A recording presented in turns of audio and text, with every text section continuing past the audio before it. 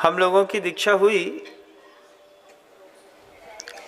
और दीक्षा लेने के बाद 3-4 दिन 5 दिन गुजरे होंगे। 2004 की बात है, आज 20 साल हो गया। और गुरुजी हम सबको बुला करके कहते हैं, करोड़ों का डायमंड मिलना आसान बात होती है, लेकिन करोड़ों के डायमंड को संभाल करके रखना बड़ा जटिल काम होता है। ऐसी बात गुरुजी ने शुरुआत में ही कही। 5 दिन हुए थे कुल दीक्षा हुए, ज़्यादा कुछ समझ नहीं रहे थे। इतना समझते थे कि भीड़ बहुत है और फोटो बहुत खिंच रही है। 2 चीज़ बस दिख रही थी, भीड़ फोटो, भीड़ फोटो, भीड़ फोटो। और गुरुजी ने बुला करके सीधे सीधे सबको बुलाया। 25 ब्रह्मचारी थे जो सब मुनि बने थे।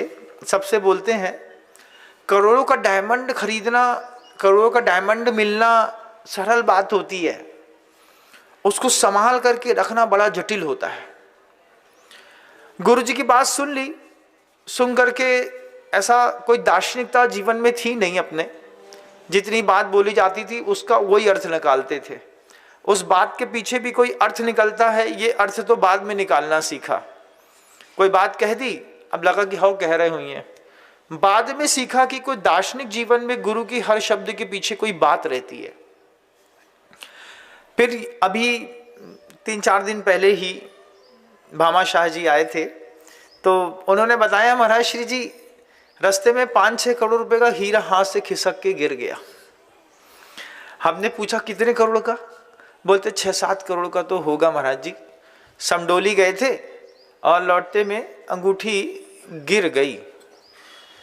फिर जैसे ही उन्होंने कहा कि अंगूठी गिर गई 6-7 करोड़ रुपए की, हमने सोचा, हमने कहा 7 करोड़ की अंगूठी गिर गई, कोई धक्का लगा? बोले धक्का क्या लगा महाराज जी, अब तो ये सब तो ठीक है, चलता रहता है। फिर एक और बच्ची आई, अभी परसों की बात है। वो बच्ची कहती, महाराज जी मैंने पैंडल खरीदा था एक 10 लाख रुपए का, उसमें से 12-13 हीरे गिर गए। उसने कहा, हमने कहा पैंडल में से हीरे कैसे गिर गए? बोले बनाने वाले की थोड़ी सी गलती होगी और गलती में वो हीरा छोटा छोटा गिर गया। अब एक एक हीरा 70-70 हजार का था और ऐसे 60-70 हजार के 10-12 हीरे रोड में गिर गए। जब दोनों लगातार हीरे हीरे की बात हुई तो मुझे गुरु जी की हीरा याद आया। आचार्य भगवंत ने कहा कि करोड़ों का हीरा खरीदना आसान होता है, उसकी सुरक्षा करना बहुत जटिल होता है। अपने जीवन में भी देखिएगा, गुरुजी ने हम लोगों को, और 5 दिन बाद जिस दिन ये बात कही उसी दिन गुरुजी ने हम लोगों को अगले 6 महीने के लिए मौन दे दिया। अब 24 साल से लगातार बोलते चले आए, अभी दीक्षित हुए हैं और गुरुजी कहते हैं एक काम करो, 6 महीने का आप लोग मौन ले लीजिए। ऐसे एक दूसरे को देख रहे थे कि कौन सबसे पहले शुरुआत करता है। 6 महीना मौन तो बड़ी बात होती है। किसी से कुछ नहीं बोलना, कोई बात नहीं करनी, किसी भी बात की कोई संवाद नहीं करने, आवाज नहीं आनी चाहिए मेरे संघ के कैंपस के अंदर। और 25 ब्रह्मचारियों को 6 महीने का मौन देकर के कायोत्सर्ग करा दिया आचार्य भगवंत ने। 3 दिन निकल गए मौन के साथ, ना हूँ हाँ कर सकते हो ना कुछ कर सकते हो। इसमें कुछ साधक ऐसे थे बंधुओं कि जिन्होंने इशारा भी नहीं किया 6 महीने तक। मतलब कमंडल में पानी चाहिए है ना, उन्होंने मांगा नहीं, कमंडल खोल करके फूंक करके खड़े हो गए। अब किसी को समझ में आए तो मुझे पानी दे दे। ऐसी भी साधना चरम पर जाकर के संघ के साधुओं ने करी और ऐसा आनंद आता था। कोई पूछता था महाराज जी उपवास है, अब नो, किसी भी प्रकार से कोई संकेत नहीं, ना मुस्कुराएंगे, ना आंख से ऐसा करेंगे, ना ऐसा करेंगे, ना ऐसा करेंगे, कुछ नहीं करेंगे। आदमी ऐसा तिल मिला रहा था कि साधु है, कुछ बोलते क्यों नहीं है। 3 दिन हुए था हम लोगों को मौन लिए हुए। चौथे दिन गुरुजी ने इरापद भक्ति में पूछा 3 दिन से आप लोगों का मौन कैसा चल रहा है? कोई उनसे भी नहीं बोले हम लोग, बोले क्या बोले, मौन तो है ही हमारा। तो फिर संभव सागर जी महाराज श्री जी बोलते हैं, आचार्य श्री जी से बोल सकते हैं ये छूट रहती है।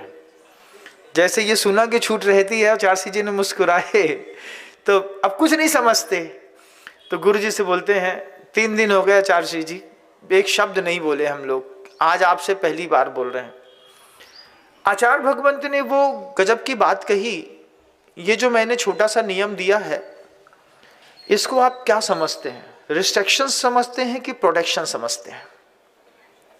बस एक लाइन, हमने जो आपको नियम दिए वो नियम रिस्ट्रिक्शंस हैं कि प्रोटेक्शन है?